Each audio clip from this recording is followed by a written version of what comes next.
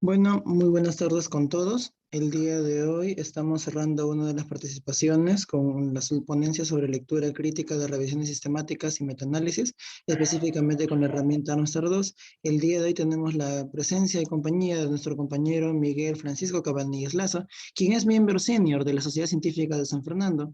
Es pasante de EMERGE, de la Unidad de Investigación en Enfermedades Emergentes y Cambio Climático de la Cayetano, el año 2020. Fue también pasante de la Universidad de San Ignacio de Loyola, de la UICSES de USIL, en el año 2021 y actualmente es miembro del Grupo Peruano de Investigación Epidemiológica adscrito a la Universidad San Ignacio de Loyola. Miguel, agradecemos bastante tu participación, estamos honrados con tu visita y pues el terreno es todo tuyo para que puedas comenzar con tu ponencia. Genial, muchas gracias por la presentación, Cristian. Bueno, agradezco ante todo al Comité Permanente de Publicaciones Científicas de SOCIMEP por darme esta oportunidad de hablar un poquito sobre lectura crítica en revisiones sistemáticas, ¿no? Específicamente en AMSAR 2. Se confirma que me están viendo en mi pantalla, ¿no? Sí se puede ver. Genial.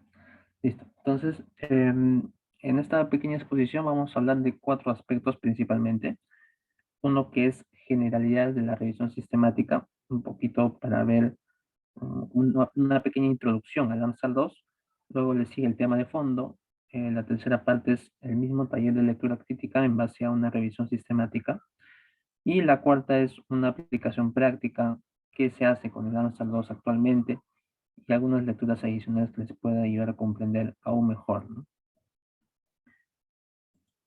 Entonces, comencemos yo siempre comienzo con esta pirámide de la evidencia, que a lo largo de los años siempre ha cambiado. Por eso, no sé si podrán ver aquí, las líneas no son rectas, ¿no? No son curvas, ¿no? Eso significa que, por ejemplo, un estudio de cohortes puede ser superior a un ensayo clínico, ¿no? O un casos y controles puede ser superior a un estudio de cohortes, ¿no? ¿De qué va a depender de eso? De la calidad de estos estudios, ¿no? Entonces, igual, una revisión sistemática, a pesar de que conjugue toda la evidencia disponible hasta ese momento, siempre también tiene que ser medida en base a un criterio de calidad, ¿no?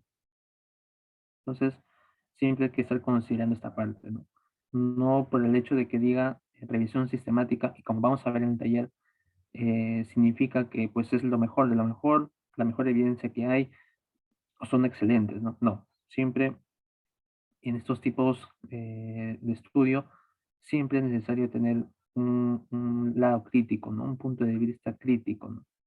Nada es perfecto, ningún estudio es perfecto y por lo tanto debemos tener cuidado con las conclusiones que saquemos a partir de ese estudio. Entonces, para eso nos sirve esta pequeña imagen. Ya, entonces comenzamos con esta pequeña definición de revisión sistemática. Lo saqué del handbook de Cochrane, entonces no hay nada más que decir con respecto a esta definición. La definición es que una revisión sistemática es un intento de la recopilación de la evidencia disponible en base a criterios de elegibilidad que están preespecificados. ¿Qué significa que estén preespecificados? Que estén adscritos a un protocolo. Entonces, tú antes de hacer una revisión sistemática, debería estar antes en un protocolo de investigación. Tanto los métodos, todo lo necesario, un análisis estadístico, un análisis cualitativo, todo tiene que estar especificado en un protocolo, ¿no? Entonces, además de eso, también necesita y utiliza métodos explícitos y sistemáticos, ¿no? Ahí viene la palabra revisión sistemática. Entonces, todos los métodos que ustedes usen para una revisión sistemática tiene que ser de manera explícita y de manera sistemática. Explícita tiene que decirse, tiene que estar informado todos los pasos que estén haciendo. Así estén o no estén en el protocolo, quizás, por ejemplo, hacen un subanálisis que no estaba pensado durante la realización del protocolo, entonces ustedes tienen que reportar que están haciendo ese subgrupo, ese análisis por subgrupos y que no estuvo en el protocolo y lo justifican, ¿no? Y sistemático porque es de manera ordenada y de manera bien explicada, ¿no? Bueno, entonces esa es la definición en cuanto a revisión sistemática, ¿no? Y las características que pues comprenden esta revisión sistemática es, primero, que tiene unos objetivos bien establecidos y que cumplen criterios de elegibilidad. Y como mencioné, tienen que estar siempre predefinidos. La metodología tiene que ser explícita y reproducible. La búsqueda sistemática, tiene que haber una búsqueda sistemática y que abarque necesariamente los estudios que se necesiten y en función a la pregunta de investigación, como ya veremos más adelante, ¿no? Evalúe la validez de los hallazgos, por ejemplo, mediante la certeza de la evidencia, mediante GRADE, también, y presente de manera sistemática los análisis y los resultados de la revisión sistemática, ¿no? Y lo último, que es opcional, puede tener un metaanálisis, ¿no? Entonces, con esas características, sin eso podemos mencionar que no se puede considerar una revisión sistemática, ¿no? Sin estos 5 ítems, ¿no? El sexto, como digo, es opcional, ¿no? Eh, un punto de vista rápido en cuanto a la metodología es, pues, primero la elaboración del pico y del protocolo, como mencioné, luego la búsqueda sistemática de los estudios, seleccionarlos, extraer de manera sistemática los datos, evaluar el riesgo de sesgo o la calidad de los estudios incluidos, y al final una síntesis sistemática de datos, ¿no? Pueden ser, como no, eh, metaanálisis, por ejemplo, ¿no?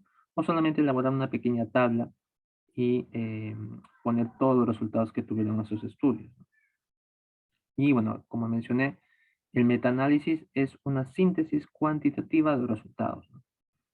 Si, por ejemplo, el estudio es de intervención y tu revisión sistemática es de intervención, entonces tú puedes conjugarlo todo en uno solo, dependiendo de las variables, como RR, o quizás como diferencia de medias o diferencia de medias estandarizada, ¿no? Depende de la variable mucho, ¿no? Y como mencioné, tiene que estar premeditado, o sea, tiene que estar en el protocolo sí o sí, ¿no? Eh, y bueno, como mencioné, es que no es obligatorio para una revisión sistemática, ¿no? Entonces, un estudio puede llamarse revisión sistemática y no necesariamente tiene que tener un metaanálisis. Incluso a veces es mucho mejor que la revisión sistemática no tenga metaanálisis. ¿En qué casos, por ejemplo, es mejor que una revisión sistemática no tenga metaanálisis? Cuando, por ejemplo, la población es muy heterogénea, ¿no? Cuando la población es muy heterogénea, cuando la intervención es muy heterogénea, cuando quizás el comparador no es muy homogéneo, entonces, en esos casos se recomienda no hacer un metaanálisis. Porque obviamente, cuando haces un metaanálisis, estás implícitamente estás diciendo que los resultados, que la población al menos es homogénea, ¿no? Y puede ser como no. Entonces, consideren mucho en esa parte, ¿no? Y ya, bueno, ya yendo de frente a la lectura crítica, principalmente hay dos. Hay muchas más herramientas que he podido ver, pero principalmente las más conocidas son Amstar 2, que es lo que vamos a hablar hoy día, y la herramienta de Casper, ¿no? También conozco de una que está haciendo el doctor Taipe, con la doctora Zafra. Bueno, se están intentando hacer una especie de herramienta, ¿no? En cuanto a revisión sistemática, ¿no? Pero bueno, nos quedamos con estas dos. El Amstar 2, como dice su número 2, es la segunda versión de un protocolo o de una herramienta publicada en el año 2007. Aquí está mal, 2007, ¿no? El Amstar 2 es tremendamente citada, ha sido modificada también y obviamente ha sido corregida. E incluso lo cita bastante Cochrane, ¿no? Como una herramienta, pues, para ver si el reporte o si la calidad de una revisión sistemática es correcta, ¿no? Consta de 16 preguntas, que las vamos a ver más adelante, y su objetivo principal es identificar revisiones sistemáticas de alta calidad, ¿no? Eso no hay que olvidarlo. Y bueno, en comparación con la herramienta de CASPE, es que la herramienta de CASPE no está validada. Es una traducción al español de una herramienta que está en inglés, pero no está validada. Pero una ventaja de la herramienta de CASPE con respecto al AMSAL 2 es que también evalúa la validez externa de la revisión sistemática. ¿A qué me refiero con validez externa? A que si los resultados de esa revisión sistemática son aplicables a tu contexto. Por ejemplo, una pregunta de la herramienta de CASPE menciona, ¿se puede aplicar la intervención o los resultados a tu contexto? Entonces, es una pregunta que no tiene nada que ver con la metodología, con la metodología de una revisión sistemática, pero obviamente ayuda a la interpretación de esta revisión sistemática en función al contexto, ¿no? Porque obviamente es muy diferente leer un estudio de intervención, de revisión sistemática, en Europa como en la sierra peruana, ¿no? O en la selva, ¿no? Entonces son dos contextos muy diferentes, ¿no?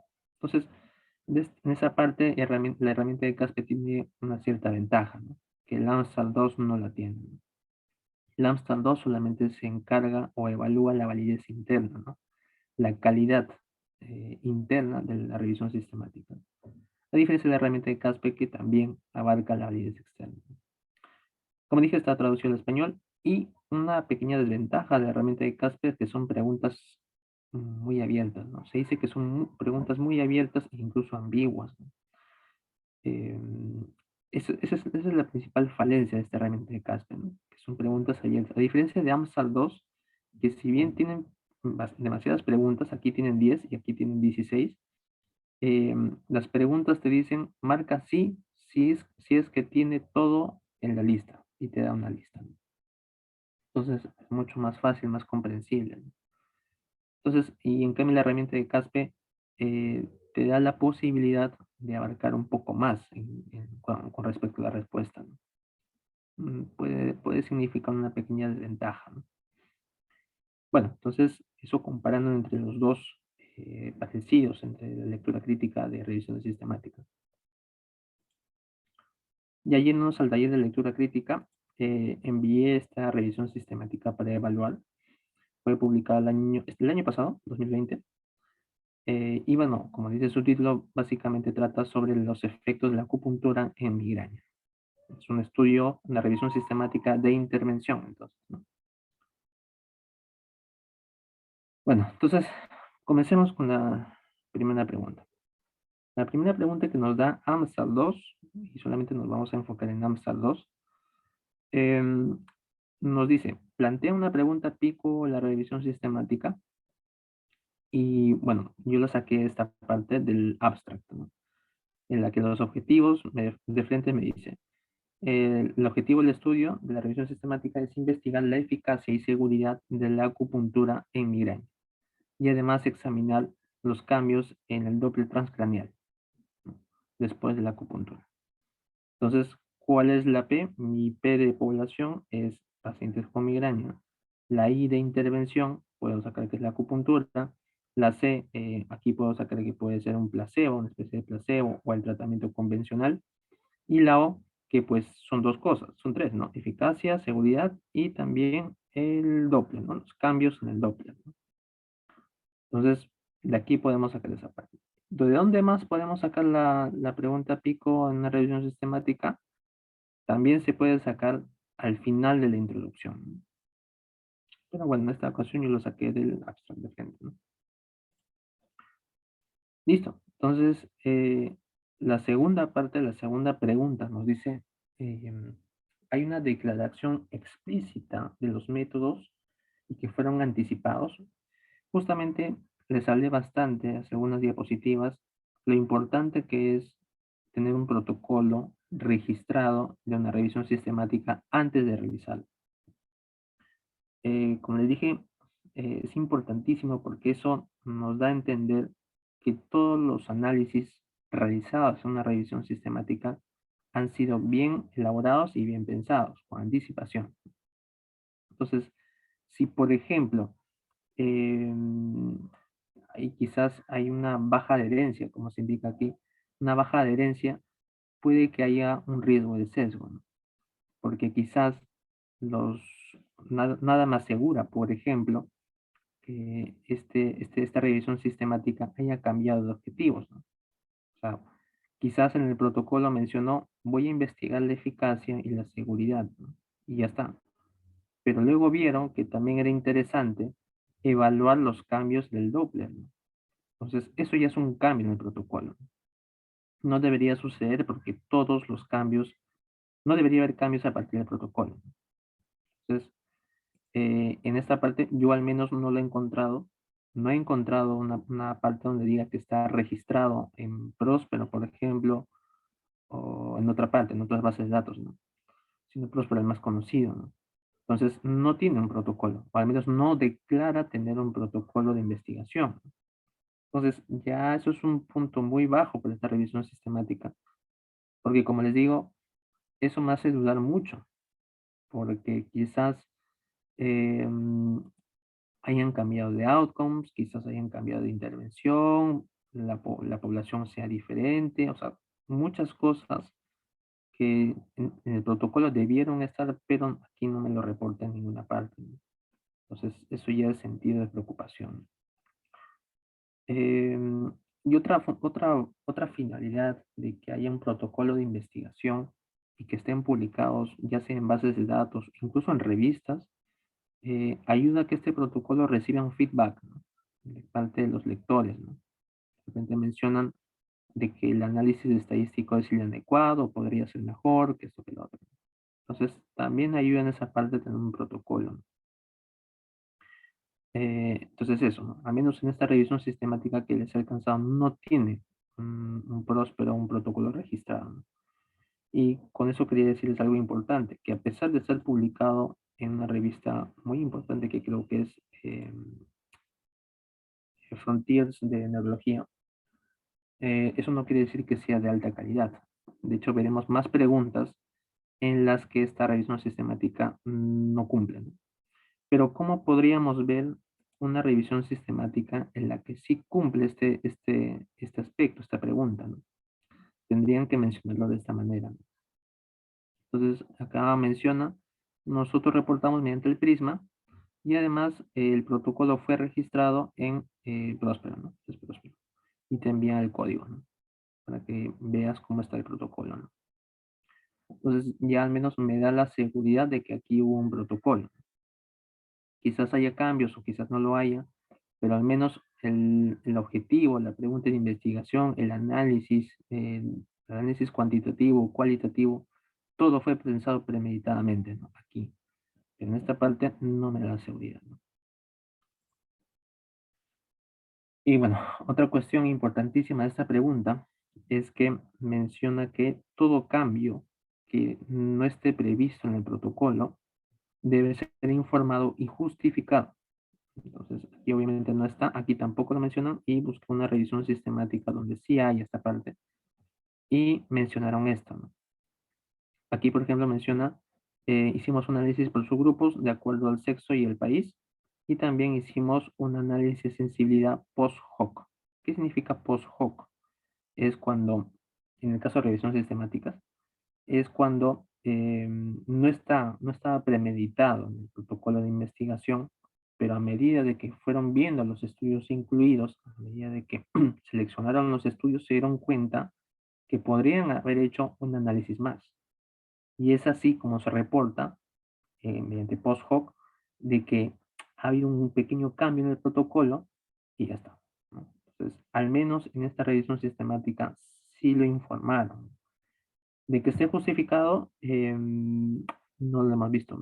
La revisión sistemática y no lo justifica, pero al menos nos indica o nos informa que fue un análisis post protocolo, ¿no? Entonces es importante tomar en cuenta esto, ¿no?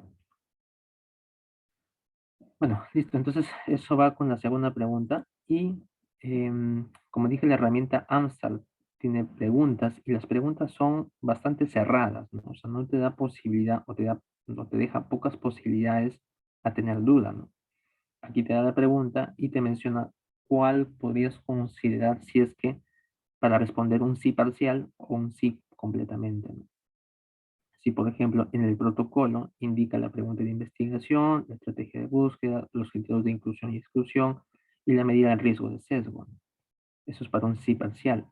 Pero si quieres poner un sí completo, también necesitas explicar el plan de metaanálisis, ¿no? Si lo hubo, ¿no? Y si es apropiado, ¿no? Y además, investigar posibles causas de heterogeneidad, ¿no? Entonces, todo eso es importante tomar en cuenta, ¿no? Entonces, no solamente es ver que ha completado el protocolo de investigación en Próspero, por ejemplo, sino es que saber qué ha puesto en el Próspero, ¿no? Entonces, de esa parte, ¿no? Aquí, por ejemplo, también pone la justificación de cualquier desviación del protocolo, ¿no? En en el otro ejemplo que les di, no nos daba la justificación, pero sí nos informa, ¿no? Entonces, en esta parte está incompleto, ¿no? Listo. Entonces, eso es en cuanto a esta segunda pregunta. Bastante importante, la verdad, saber si un protocolo o si una revisión sistemática está premeditada, ¿no? Importantísimo. Listo, entonces vamos con la tercera pregunta, que nos dice, em, ¿explicaron los diseños de estudio incluidos? ¿A qué se refiere con eso? Eh, por ejemplo, en esta revisión sistemática, evaluaron la eficacia y la seguridad de acupuntura en pacientes con migraña, ¿no? Entonces, es intervención, ¿no? Tú le estás dando algo al paciente, o sea, tú le estás dando acupuntura al paciente. Entonces, es una intervención. Entonces, la pregunta es, ¿qué tipo de estudio sería lo idóneo que incluyeras? La respuesta rápida a eso es ensayos clínicos, ¿no? Ensayos clínicos aleatorizados, ¿no? Esa es la respuesta rápida. Pero también hay otras revisiones sistemáticas que incluyen, además de ensayos clínicos aleatorizados, también incluyen ensayos clínicos no aleatorizados. Y además de eso, también incluyen cohortes, ¿no? Entonces, todo eso tiene que ser explicado. ¿Por qué estás añadiendo un diseño de estudio, un ensayo clínico aleatorizado, y por qué no estás añadiendo un ensayo clínico no aleatorizado? Eso es lo que te está preguntando. O sea, el por qué. ¿Por qué quieres ponerme RST, ¿no? Que es ensayo clínico randomizado controlado? ¿Por qué? En este artículo no lo explica. Solamente explica, solamente pone de que está incluyendo RST, Randomized Controlled Trial, ¿no? Pero no explica por qué. Quizás sea un poco obvio, eh, es obvio, digo obvio porque al ser un estudio de intervención, pues lo mejor o la mejor evidencia sería pues ensayos clínicos aleatorizados, ¿no? Pero lo que te pide la pregunta es ¿por qué RST y por qué no RST? ¿No? Bueno, esta parte, siendo muy críticos, muy tajantes, no me lo explican. Entonces, eso, ¿no? Como pongo aquí, es importante que los autores justifiquen la inclusión de diferentes diseños o ya sea un solo diseño de estudios en las revisiones sistemáticas. Entonces, en esta parte no lo da, no me da la explicación. Y una vez más, a pesar de que sea obvio. Entonces, siempre hay que ser un poco críticos ahí, ¿no? Y bueno, aquí está la pregunta en sí, ¿no? Eh, eh, responda sí, si es que hay una explicación de solamente la inclusión de RST, o una explicación de la inclusión de no RST, o ambos. Pero la cuestión es que haya una explicación, y no la hay. Entonces marcaríamos no. Ya van dos puntos importantes que no cumple esta revisión sistemática. Listo, entonces ya la siguiente pregunta. eh, si tienen alguna pregunta, porque como son 16 preguntas, quizás podemos detenernos terminando esta pregunta. Quizás hay alguna duda, quizás para que no se olviden de las dudas que tengan al final. Entonces terminamos esta pregunta y pausamos un momento si es que hay preguntas. Ya, entonces esta pregunta nos dice, utilizar una estrategia de búsqueda exhaustiva. Y bueno, la herramienta nos dice, yo señalé estos dos aspectos. ¿Por qué estos dos aspectos? Porque son muchas veces poco conocido o no se sabe a qué se refiere, ¿no? Por ejemplo, acá te dice, responda sí parcial cuando se haga la búsqueda en al menos dos bases de datos. y entre paréntesis te pone que sean relevantes para la pregunta de investigación. Entonces, yo resalté esta parte porque la pregunta es, ¿cómo saber que una base de datos es relevante para una pregunta de investigación?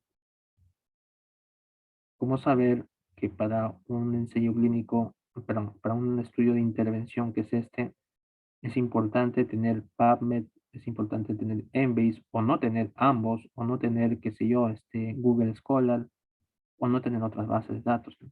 ¿Cómo saber eso? ¿No? Más adelante vamos a responder, pero es una muy buena pregunta, ¿no? Y además te dice, y cuando quieres cumplir sí completamente, además de todos estos aspectos, de enlistar, por ejemplo, la bibliografía, de buscar la bibliografía de los estudios incluidos, también podemos mencionar la literatura gris, ¿no? ¿Qué es la literatura gris? Bueno, la verdad es que tiene muchas definiciones, literatura gris. Cristian, creo que levantó la mano. Hola, sí, justo en la parte que estabas explicando sobre literatura gris tenía una pregunta, pero ¿podrías culminar para poder seguir Ah, ya, terminando mi pregunta? sí. Entonces, uy, no estoy viendo. No, ya. Entonces, em, también menciona, si es que quieres poner sí completo, es qué es literatura gris, ¿no? Porque acá menciona cuando sea relevante buscar literatura gris. ¿Y qué es literatura gris? Hay muchas definiciones. Algunos dicen que es artículos publicados en revistas no indexadas. Algunos mencionan que son estudios que no han sido publicados aún y que están en fase de protocolo de ensayos clínicos, por ejemplo. Entonces, tenemos al menos esas dos definiciones, ¿no? Pero al menos lo que pueda conjugar esa definición es que es una literatura que no se encuentra en las bases de datos comunes. Podemos decir eso. Por ejemplo, acá dentro están las revistas de, por ejemplo, CIMEL, ¿no? CIMEL no está en una base de datos indexada, ¿no? No está en Cielo, no está en Scopus, no está en PubMed, no está en WOS, ¿no? Aún. Entonces, ¿podemos considerar como una literatura gris? Pues yo diría que sí, más o menos, ¿no? Porque es bastante difícil encontrarla. Em, ¿Qué otra literatura es otro ejemplo? Los abstracts de conferencia, ¿no? Los resúmenes de conferencia, ¿no? Que si bien están publicados en algunas revistas, no han sido revisadas por pares, ¿no? Recordemos que los resúmenes de conferencia no son revisados por pares, no están publicados aún. Entonces, ese aspecto de literatura gris, ¿no? Eh, ya, entonces, en esta parte del artículo que les puse de ejemplo, pone que han usado diferentes bases de datos, ¿no? PubMed, Cochrane, Embase, Web of Science y estas bases de datos regionales chinas, ¿no? Una, dos, tres, cuatro bases de datos chinas, ¿no? Y aquí la pregunta que les digo, ¿no? ¿Cómo saber que la búsqueda fue exhaustiva, fue lo suficientemente buena para la pregunta de investigación que se planteó, ¿no? Y por eso yo les traigo algunas revisiones, ¿no? Algunos estudios interesantes, ¿no? Eh, lo normal es que, como somos un país del tercer mundo, lo frecuente, sí, pues lo frecuente entre médicos y estudiantes es que la búsqueda se inicia en PubMed, ¿no? Entonces, pero eso en realidad, ¿cuánto representa de la literatura conocida o mundial, ¿no? Y en este estudio representa que, pues, si comparamos Medline o PubMed, entre paréntesis, no es lo mismo, pero entre paréntesis, PubMed, si comparamos, por ejemplo, con Embase, es casi el doble, ¿no? Entonces, hay que tener en cuenta eso, ¿no? Entonces, si, por ejemplo, ven una revisión sistemática que abarque solamente PubMed o Medline, pues la verdad es que es imposible que abarque la totalidad, ¿no? Y es más, si pueden ver aquí un poquito más cerca, si juntamos Embase, Medline, Google Scholar y WOS, sale un resultado de 125.000 comparado con los 56.000 que tengo, ¿no? Entonces, la diferencia es inmensa, ¿no? Es inmensa. Entonces, Una vez más, duden de las revisiones sistemáticas que solamente abarquen Medline, ¿no? O solamente abarquen una base de datos, ¿no? Incluso Web of Science se queda corto, ¿no? Google Scholar peor, ¿no? Entonces, ya a partir de que combinas tres o cuatro, ya al menos la búsqueda ha sido exhaustiva, ¿no? Entonces, tomen en cuenta esa parte, ¿no? Y, y hay más estudios interesantes. Em, ¿qué es esta pequeña grafiquita? Es básicamente lo de anterior, pero en barras, ¿no? Vemos aquí, por ejemplo, que Medline está entre los tres más bajos, ¿no? Comparado con, por ejemplo, la combinación de Embase, Medline WOS y Google Scholar, ¿no? Que casi abarca, ¿no? La totalidad de los estudios incluidos, ¿no? Entonces, una vez más, duden de las revisiones sistemáticas que tienen uno o incluso dos, ¿no? Podemos decir, ¿no? Dos. Incluso metiéndole Embase, ¿no? Entonces, duden de esos estudios, ¿no? Tienen que ser más de dos, mínimo dos, y que sean relevantes, ¿no? Ahora, la palabra relevante es importante, ¿no? ¿Cómo saber qué es relevante para tu pregunta de investigación? Eh, como dije, hay diferentes tipos de estudio, diferentes tipos de revisiones sistemáticas en consecuencia, ¿no? Si, por ejemplo, la revisión sistemática que hago es de intervención, como en este caso, lo idóneo, según lo que me recomienda este pequeño artículo, es que acá, como pongo, terapia, ¿no? RST, que es mi objetivo, ¿no? Entonces, yo combinando Embase, Medline y Cochrane, tengo un muy buen porcentaje de los estudios abarcados. Entonces, esta combinación de Embase, Medline y Cochrane me asegura un buen porcentaje con respecto a los estudios de terapia, de intervención, ¿no? Pero no me asegura tanto como, por ejemplo, buscar la etiología, buscar el diagnóstico o cuestiones epidemiológicas, ¿no? Prevalencia, incidencia, ¿no? Entonces, esta combinación de Embase, Medline y Cochrane podemos decir que es adecuada para estudios de intervención. Y es importante porque Embase abarca mucha literatura, básicamente literatura europea. Medline abarca la literatura americana, digo literatura en medicina, ¿no? Americana. Y Cochrane abarca no solamente revisiones sistemáticas, sino que también abarca ensayos clínicos, ¿no? Entonces concuerda con lo que se sabe, ¿no? Pero una vez más, si el estudio es de etiología, como por ver, o de diagnóstico, o cuestiones de epidemiología, quizás estos datos sean insuficientes, ¿no? Entonces, en conclusión, eh, si por ejemplo, eh, depende de la pregunta de investigación el abarcar diferentes bases de datos. Otra, incluso Cochrane, y alejándome un poquito de la pregunta, pero es importante mencionarlo, Cochrane recomienda que la pregunta de investigación o las bases de datos a utilizar deben estar de acorde o de acuerdo con la pregunta de investigación, ¿no? Por ejemplo, si quieren realizar una revisión sistemática de Guillain-Barré, del síndrome de Guillain-Barré, deben hacerlo además de las grandes bases de datos como Embase, PubMed, Ovid, quizás WOS. Lo que recomienda Cochrane es que también debe abarcarse la literatura regional. Ejemplo, Cielo. Cielo es latinoamericana. Y Guillain-Barré no tiene baja prevalencia en Latinoamérica, sino tiene considerable prevalencia. De hecho, tuvimos un pico hace 2, 3 años en Piura.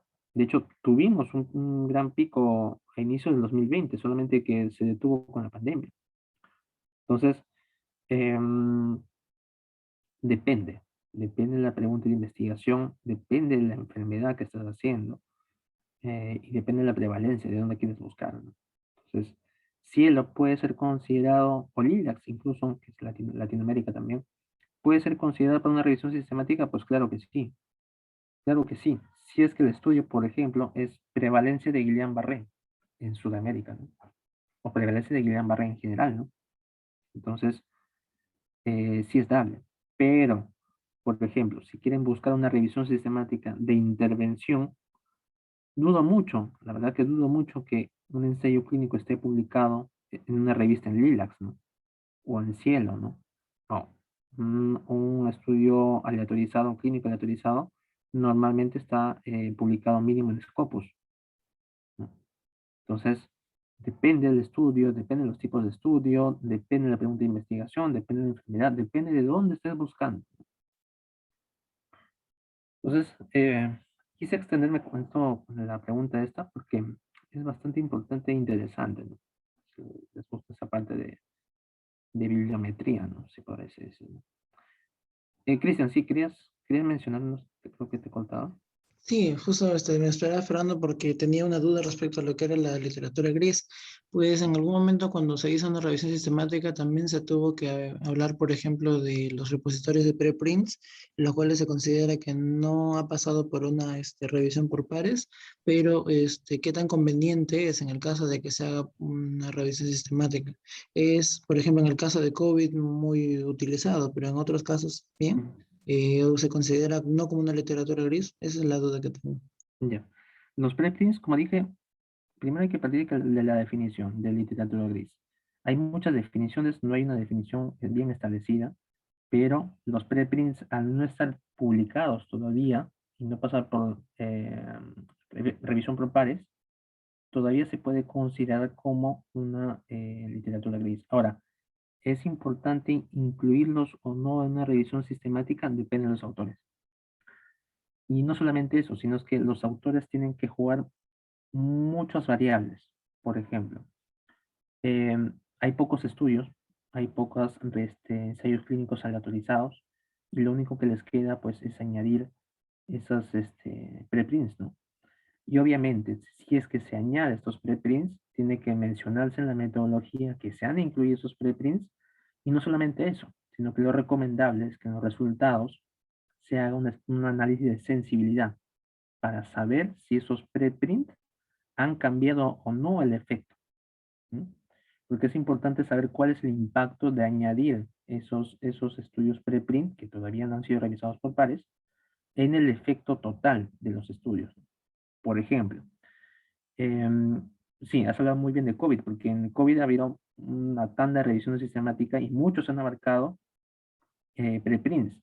Entonces, supongamos que hacemos una revisión sistemática en COVID y solamente añadimos estudios publicados aleatorizados en ensayos clínicos. Y me sale que, por ejemplo, la ivermectina genera más riesgo que beneficio. ¿Ya? Esa es mi conclusión. Pero me doy cuenta que solamente tengo 3 ensayos clínicos aleatorizados, 3 o 4. Entonces digo, ¿qué tal si añado los preprints? Y los preprints son como 4, 5, 6, ¿no? Y no solamente eso, sino que los preprints podrían tener una muestra más grande, ¿no? Y cuando los añado me doy cuenta que el efecto cambia de ser riesgo a ser beneficioso. Entonces, eso tiene que estar bien reportado en la metodología. En los resultados se recomienda hacer un análisis de sensibilidad y en la discusión discutir eso. ¿Por qué habría ese cambio de efecto entre añadir los preprints y no añadirlos? Es interesante, ¿no? Entonces, así esa parte, ¿no? Em, eso responde a tu pregunta, Grecia. Entendible todo, muchas gracias. Genial, genial. Entonces, pasamos a la siguiente.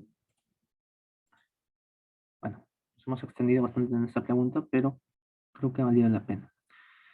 Ya las siguientes preguntas son un poco menos pesadas. Em, la siguiente pregunta es, ¿la selección de los estudios fue por duplicado? O sea, hubo un autor, dos autores, perdón, dos autores de esta revisión sistemática que revisaron si estos estudios deberían incluirse o no. Eso es básicamente la pregunta. Y en la revisión sistemática que estamos viendo, sí lo menciona, ¿no? Aquí dice, ¿no? Independientemente por dos autores, ¿no? Fueron evaluados independientemente por dos autores, de acuerdo a los criterios de inclusión y exclusión. Entonces, sí, ¿no? Sí cumple con esta pregunta. La pregunta es la misma, ¿no? O bien, independientemente dos autores, o bien una especie de, pues, de prueba piloto, ¿no? Media extraña. Nunca, personalmente, nunca he visto una revisión sistemática que utilice esta opción. Esta opción básicamente te dice, eh, hagan una pequeña muestra de estudios y vean si hay un acordamiento entre esos dos que van a revisar, al menos un 80%. Y si hay, pues, si están de acuerdo los dos en un 80% en esa pequeña muestra de estudios, pues que lo haga solamente uno, ¿no? Entonces, eso, ¿no? Pero personalmente nunca he visto esta opción. Solamente he visto esta, ¿no? Que es la más común, ¿no?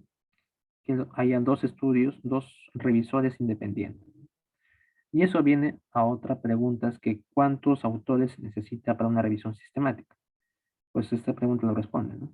Mayor de dos. Y lo recomendable es que sean de mayor de tres, ¿no? Pero se necesitan sí o sí dos personas para hacer una selección de estudios. Listo. Entonces, la otra pregunta es, ¿la extracción de datos también fue por duplicado? Y en la misma parte también te lo menciona, que son extraídos mediante dos evaluadores. Y la pregunta también es sencilla, ¿no? La misma, solamente que cambiando extracción con selección. No hay mucha ciencia aquí, ¿no? La siguiente pregunta nos dice, ¿se adjuntan una lista de estudios excluidos y sus justificaciones? O sea, ¿qué es lo que te quiere decir aquí? Hay un proceso de selección, ¿no? O sea, selección de los estudios por título y abstract y después una selección por título a texto completo, ¿no? Ahora, lo que te dice esta pregunta es que debe haber una lista de estudios que hayan pasado la selección por título y abstract y que los hayas evaluado por texto completo y que me digas los motivos de por qué los has excluido.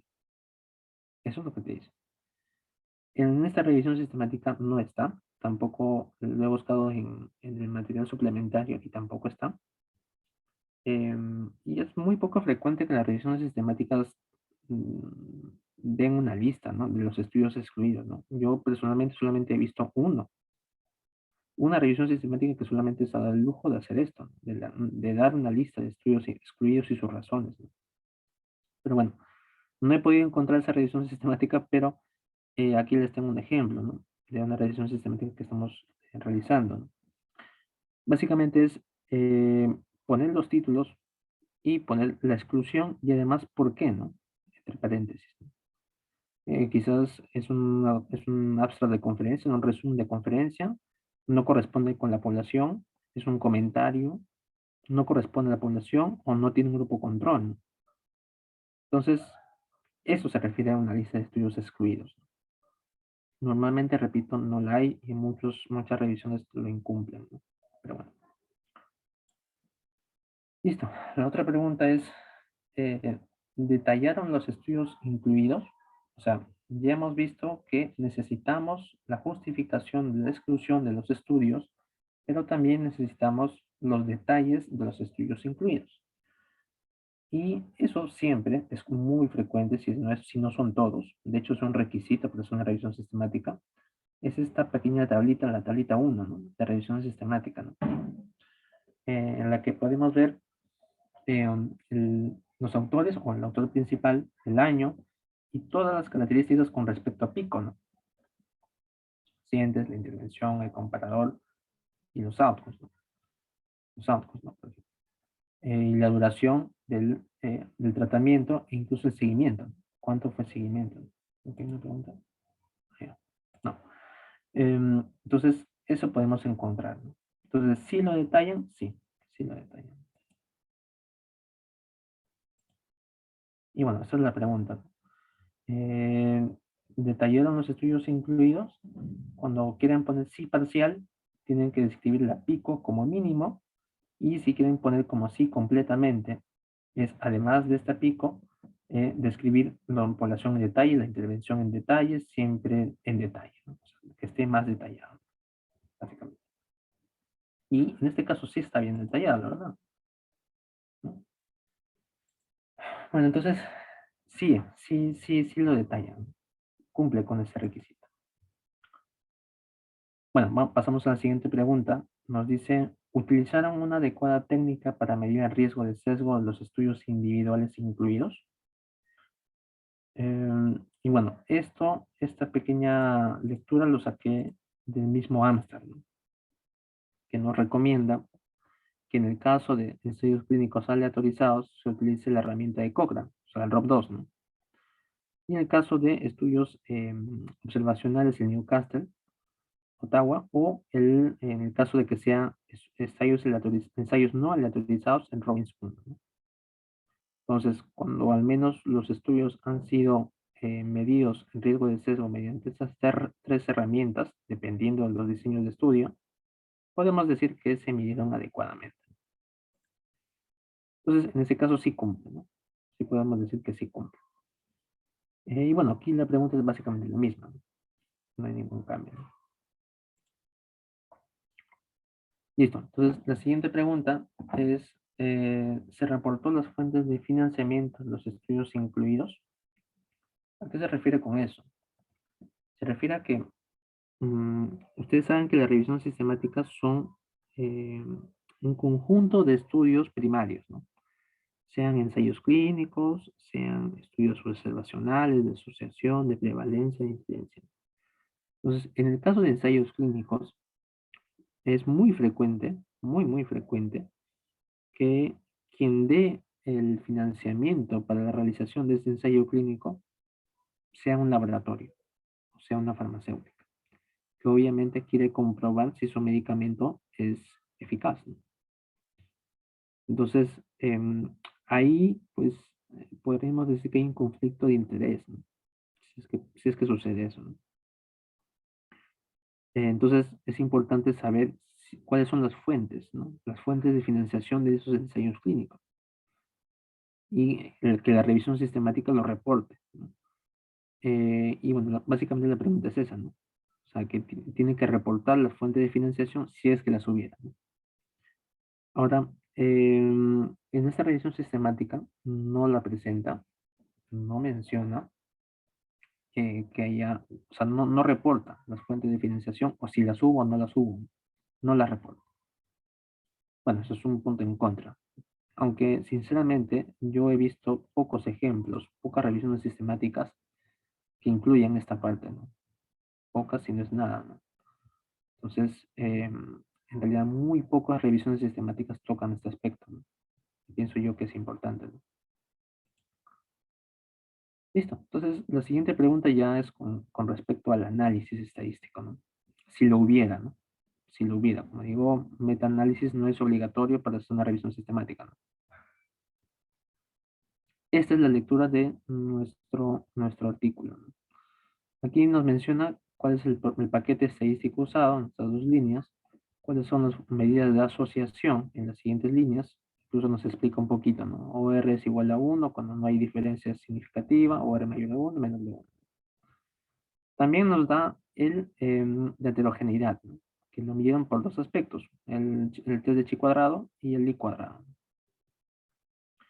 También nos explica de que el análisis estadístico se realizó o se pretendió realizar por fixed effect, ¿no? Efectos estáticos, y si no hubiera el efecto randomizado, ¿no? El efecto aleatorizado. Lo más recomendable es el segundo, ¿no? Pero bueno, lo han explicado, ¿no? O sea, un poco, pudieron haber explicado además del método, el modelo, también pudieron haber explicado cuál es el método, ¿no? Esto solamente es el modelo, pero hay métodos que están debajo de los estudios randomizados, ¿no? Medida de efectos randomizados, ¿no? Entonces, y acá no lo explican, ¿no? Pero bueno, mm, podría decir que no lo explican, ¿no? En cambio, agarré otra revisión sistemática que sí lo explica bastante bien. Además de explicar que utiliza el modelo de efectos randomizados, nos indica también el método, ¿no? O el ajuste, en este caso, ¿no? Hartung-Knapp, que es para el ajuste en caso de encontrar pocos ensayos clínicos, ¿no? Entonces, sí, al menos nos lo explica, ¿no? Incluso también nos lo explica el uso de riesgos relativos en log, ¿no? Con sus respectivos intervalos de confianza, ¿no? Y lo demás es igual, ¿no? Nos indica que han medido la heterogeneidad por el I cuadrado. Y además de que hubo incluso un análisis por subgrupos, un análisis por sensibilidad, ¿no? Y en este caso no hubo ninguno de esos dos, no hubo subgrupos ni hubo sensibilidad. Entonces, eh, como digo, en esta pequeña partecita trata de explicar todo lo que han hecho, ¿no? Pienso que quizás pueda ser un poco insuficiente, ¿no? Porque recordemos que hay muchos métodos, ¿no? Por ejemplo, el método de Simon-Lalt, para la revisión sistemática o para metaanálisis. Paul Mandel también que se usa, que es el que podemos decir que es el más actual, ¿no? Y no menciona aquí, ¿no? No menciono cuál será el método que han usado, ¿no? Entonces, eso podría ser un punto en contra, ¿no? Igual el chi cuadrado y eso, ¿no? Y aquí está la pregunta en sí, ¿no? ¿Fue apropiado el uso de este metaanálisis? Sí. Y si además investigaron la causa de la heterogeneidad. Esto es otro punto importantísimo. O sea, además de saber que han hecho un correcto metaanálisis, o al menos lo han justificado, también te pide, para decir un sí, que averigüen las causas de heterogeneidad. ¿Y cómo se averiguan las causas de heterogeneidad en una revisión sistemática o un metaanálisis? Se hace así, mediante un análisis por subgrupos. Así se puede identificar la causa de la heterogeneidad. En este caso no hubo un análisis por subgrupos. ¿Y por qué no podría haber un análisis por subgrupos? Porque quizás haya pocos estudios. Pero viendo, si han visto este estudio, hay más de 10 o 8 o 10 ensayos clínicos incluidos. Entonces sí pudieron haber hecho un análisis por subgrupos. No lo hicieron, pero en este caso sí lo hicieron, ¿no?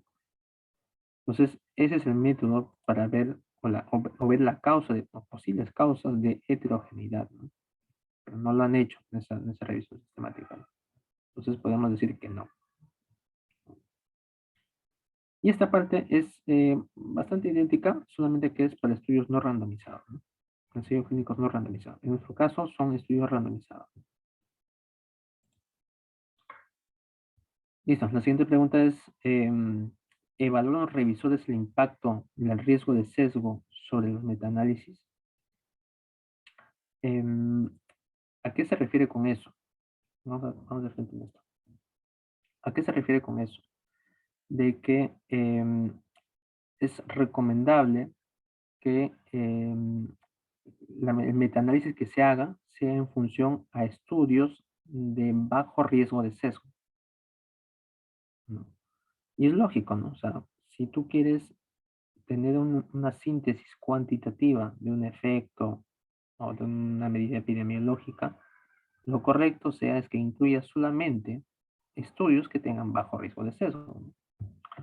En esta revisión sistemática que les he pasado, eh, vemos aquí el ROP, ¿no? El ROP2, los resultados de ROP2 en sus diferentes dominios, ¿no?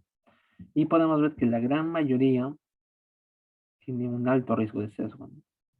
Al menos un dominio. Y por lo tanto, en general, tiene un alto riesgo de sesgo la gran mayoría de los estudios, ¿no? Porque al menos en esta pequeña lista solamente uno se salva, ¿no? Uno tiene bajo riesgo de sesgo.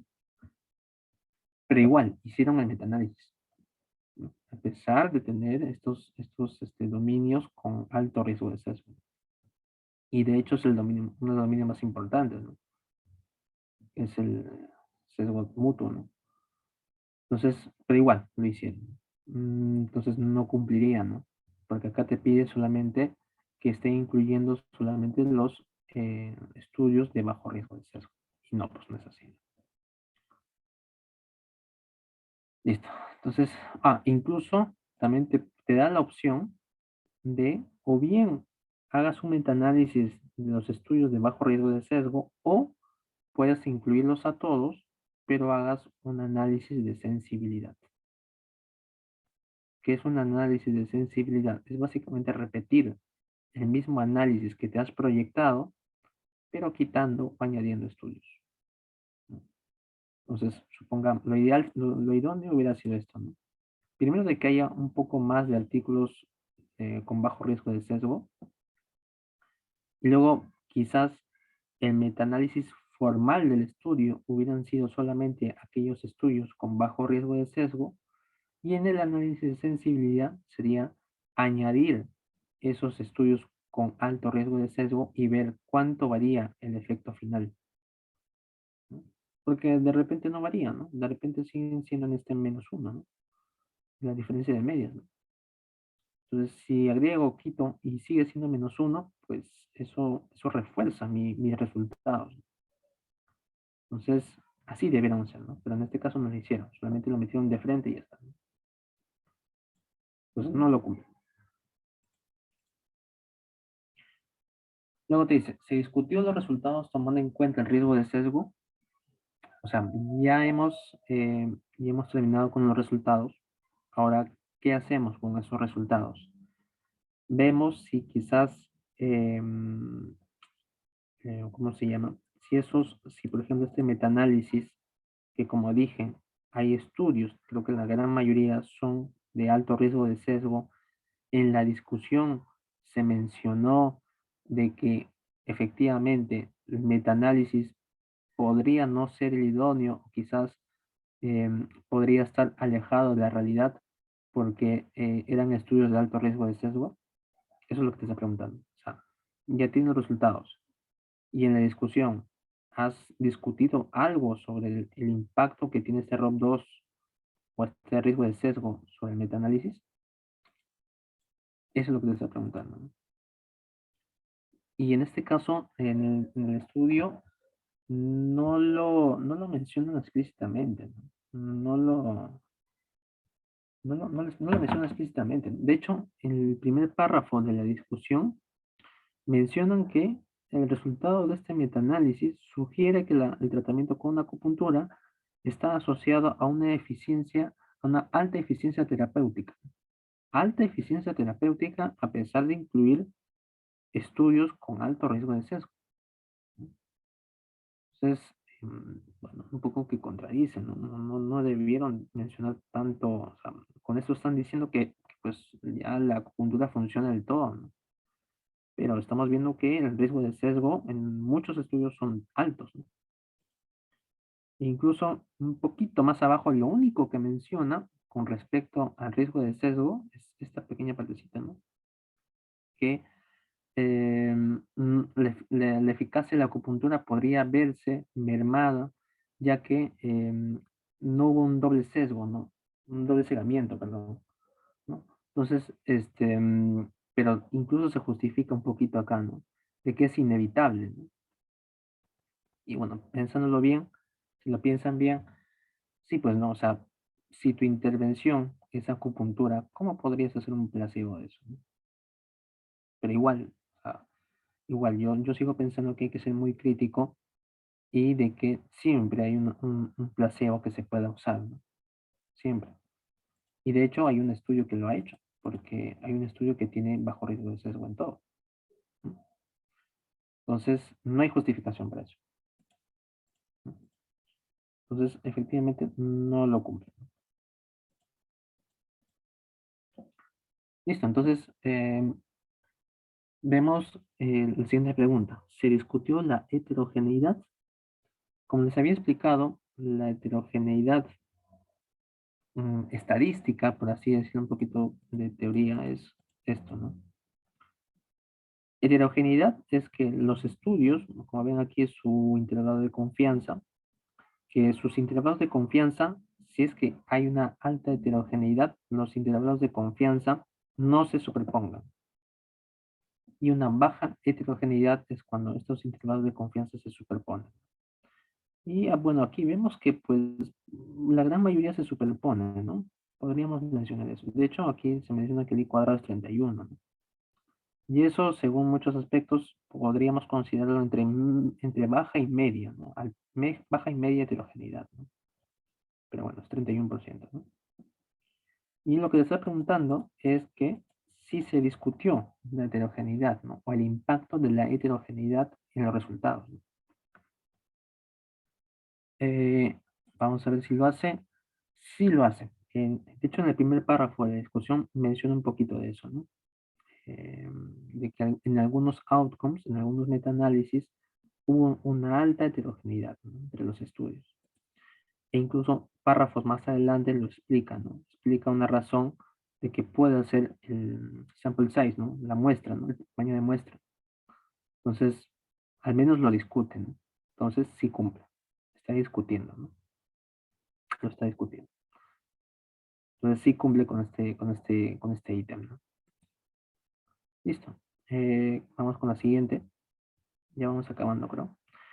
Se llevó a cabo una investigación sobre el sesgo de publicación y se discutió. Bueno, aquí para hablar del sesgo de publicación, ¿no? Pues es un poco largo, pero en resumen, el sesgo de publicación indica, o sea, tú en una revisión sistemática, como he mencionado, utilizas bases de datos, ¿no? Para buscar tus estudios. El problema es que eh, algunos autores mencionan que quizás hay estudios que no estén incluidos en esas bases de datos. Por lo tanto, no los veas. Por lo tanto, no hagas el análisis de ellos.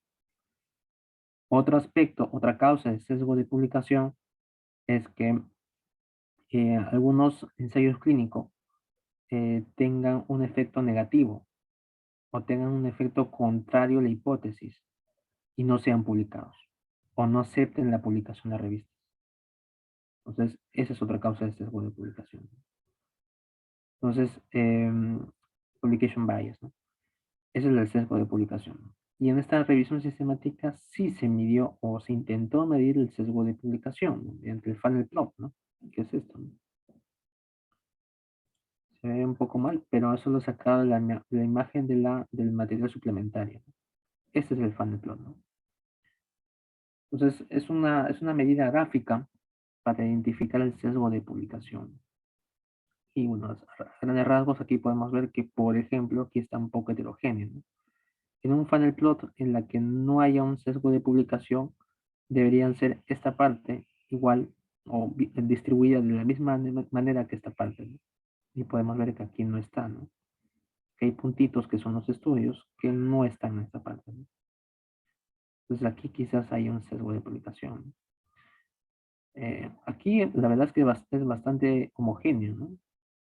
Podría haber un poco, un poco, ¿no? No esté alto como aquí, ¿no?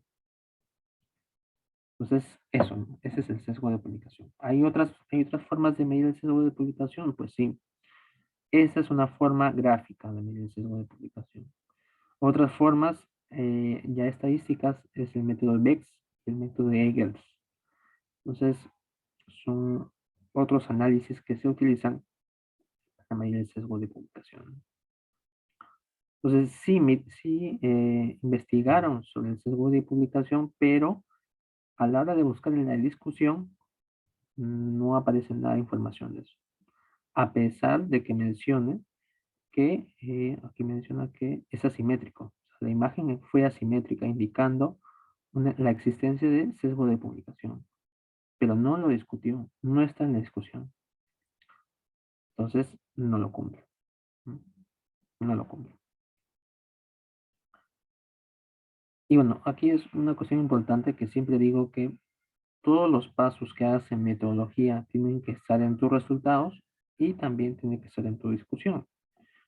No hay razón para que tú pongas algo en metodología, lo hagas en resultados, pero no lo discutas, ¿no? Es muy tonto porque, o sea, te has tomado el tiempo de hacer un funnel plot, pero no lo discutes, ¿no? No sé, no sé qué pasó aquí en este artículo. Pero bueno, no lo hicieron, no lo cumplieron. Listo. Creo que esta es la última. Menciona, los autores reportan o reportaron sobre posibles conflictos de interés, los autores de la revisión sistemática. Y bueno, en el artículo menciona, hay unas pequeñas líneas que mencionan que no hubo conflictos de interés, ¿no? Ni comercial, ni financiero, ni económico, ¿no? Entonces, ya está, ¿no? No hay y ya está. Pero hay otra posibilidad de que te dice que puede haber conflictos de interés, pero de que sean manejados, ¿no? ¿Cómo se puede manejar un conflicto de interés? Mm, por ejemplo, si en una revisión sistemática una persona esté contratada por una farmacéutica o por un laboratorio, quizás ese autor sea tomado en cuenta solamente en aspectos que no tengan nada que ver con el análisis de los estudios. Quizás se incluya al autor, como por ejemplo, podría ser en el análisis cuantitativo, en el metaanálisis, ¿no? Porque se le da los resultados, se le da los estudios y solamente se dice, hazme el metaanálisis, ¿no? Ahí no tiene nada que ver su conflicto de interés, ¿no? Pero en cambio, si ese autor que tiene un conflicto de interés ha medido el riesgo de sesgo, pues ahí sí hay problemas, ¿no? Ahí sí hay problemas. Es importante también estrategia sobre si tienen algún autor que tiene un conflicto de interés, saber manejarlo, saber dónde ponerlo, ¿no? Y eso, ¿no? Listo. Entonces, ya hemos acabado con el Amstar. Eh, no sé si tengo alguna pregunta antes de terminar estas poquitas diapositivas que quedan.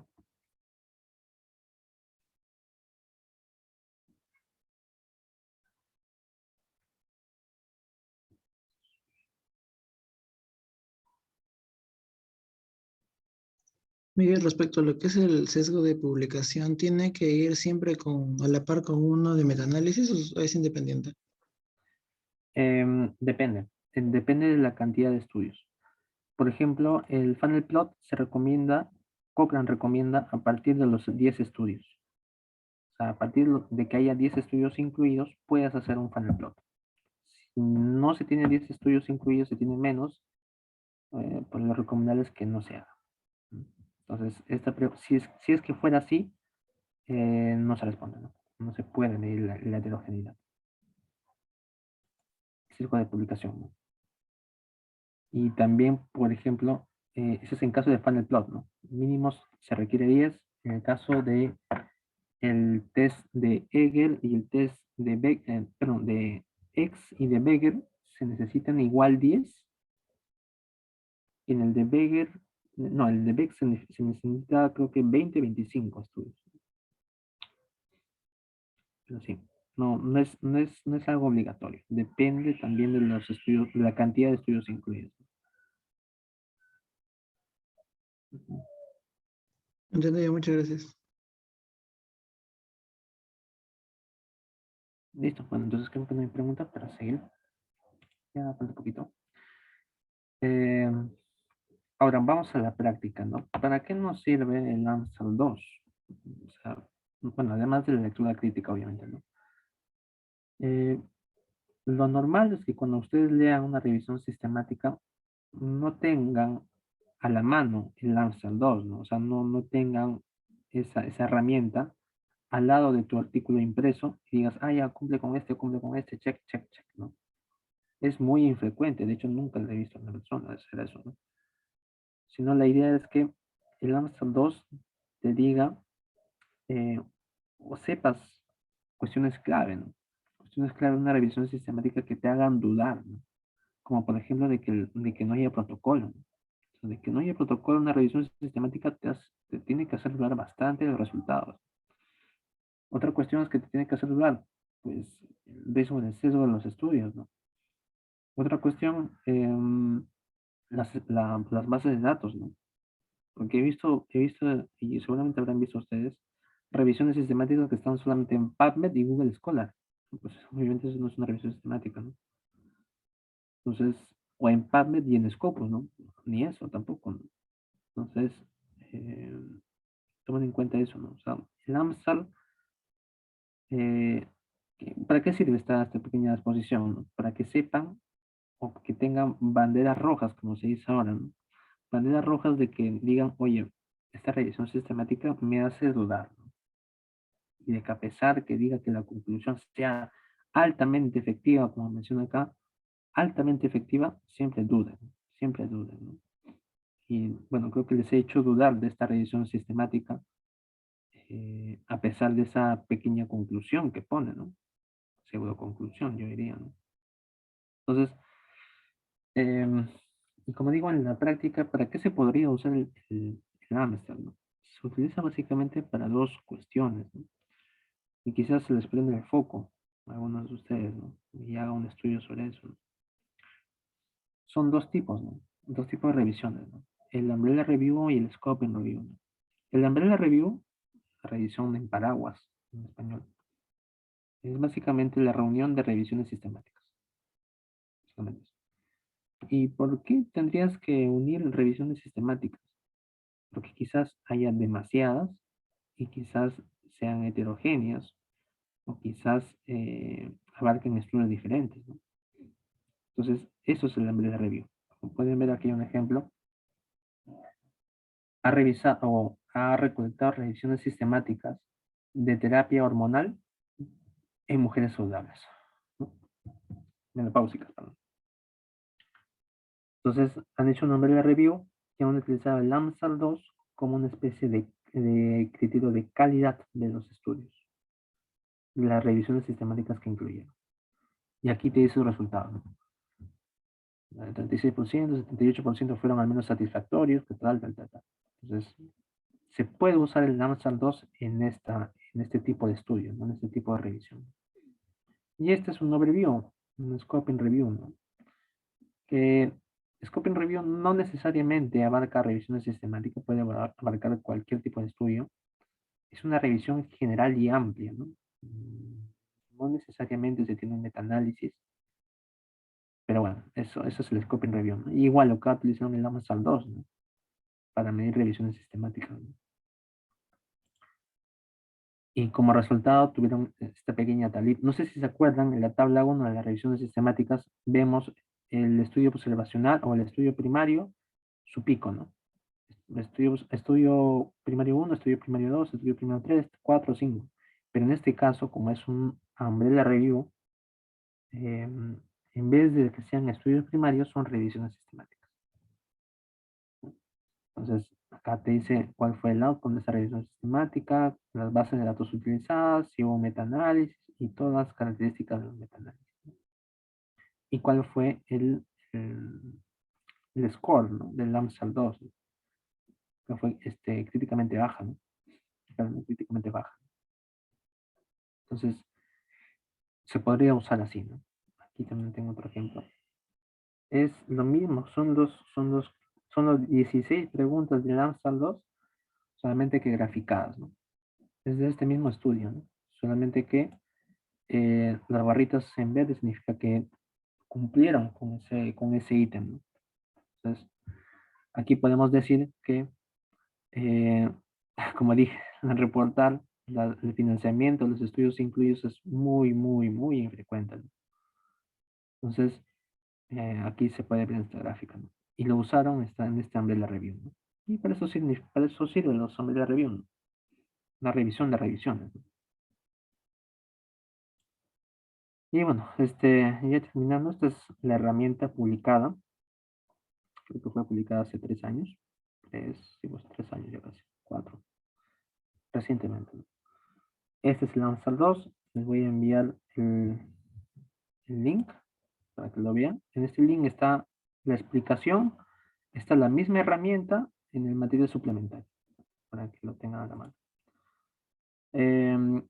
Y bueno, he sacado estas dos lecturas. Esta es una pequeña revisión que habla sobre o propone preguntas para una revisión sistemática. Son preguntas parecidas entre el AMSAL 2 y el CASPE, pero bueno, es una nueva propuesta, ¿no? Una nueva propuesta que interesante es leerlas, ¿no? Y está este libro muy bonito que trata sobre cómo leer críticamente diferentes estudios, no solamente revisión sistemática, ¿no? Estudios observacionales, de corte, transversales, ensayos clínicos, te da todos los datos aquí, ¿no? Y aquí, en el caso de revisiones sistemáticas, usan el CASPE, ¿no? El CASPE, no utilizan, o al menos no he visto que usen el AMSAL 2, ¿no? Pero bueno, es un bonito libro, ¿no? Recomiendo bastante. Y bueno, eso sería todo. Muchísimas gracias. Les voy a pasar ahorita el link, si es que les interesa. Vale.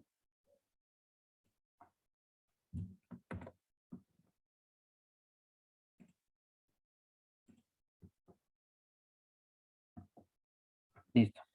Entonces, bueno, eso sería todo por mi parte. Agradezco a Cristian, agradezco al comité. Bueno, no sé si tengan alguna otra pregunta. Listo, muchas gracias a Miguel por toda la participación y por esa explicación detallada de cada parte de estos dominios. Y pues creo que ha quedado un poco más claro la parte de Landsat. El día de hoy pues consideramos de que tenemos ya, después de todo a lo largo del curso, un poco más entendible lo que es revisar un artículo científico sin la necesidad de creerlo a primera instancia todo lo que se nos dice, sino de aplicarlo un poco más en el en ámbito que vamos a utilizar, ¿no? De una manera más detallada. Chicos, damos un minuto para ver si alguien tiene alguna pregunta, lo pueden escribir, pueden levantar su mano. Si no, pues damos también pase para que en el transcurso Miguel pueda dar sus últimas palabras. Miguel, eres todo libre. Sí, bueno, como dijo Cristian, algo importante es que cualquier sea el tipo de estudio, el diseño de estudio sea cual sea, a pesar de que, como digo en esta pirámide, pensemos que la última, en este caso de revisión sistemática, sea lo mejor de lo mejor, no es así, ¿no? En esta revisión que les he enviado, está publicada en una buena revista, creo que es Q2. Entonces, pero vemos que tiene algunas falencias, ¿no? Y la conclusión es que no creen en todo lo que lean, a pesar de que sea Q1, Q2, lo que sea, cualquier cuartil, ¿no? Q1, Q2. Entonces, espero haberle hecho dudar. Esa ha sido la finalidad de esta pequeña ponencia. Siempre duden y quizás se les prende el foco con respecto a estos tipos de estudios, ¿no? La Umbrella Review. Eso sería todo por mi parte. Muchísimas gracias, Miguel. Muy bien. Con esto, chicos, damos por culminada las sesiones del día de hoy. Agradecemos también la participación de todos ustedes a lo largo del curso y pues quedamos siempre pendientes al tema del día de hoy que vamos a tocar para ya dar por finalizado el curso. Una vez más agradeciendo la participación de ustedes y el todo comité organizador les da las gracias y pues nos pasamos a retirar. Muchas gracias, Miguel. Muchas gracias a ustedes. Hasta la otra oportunidad.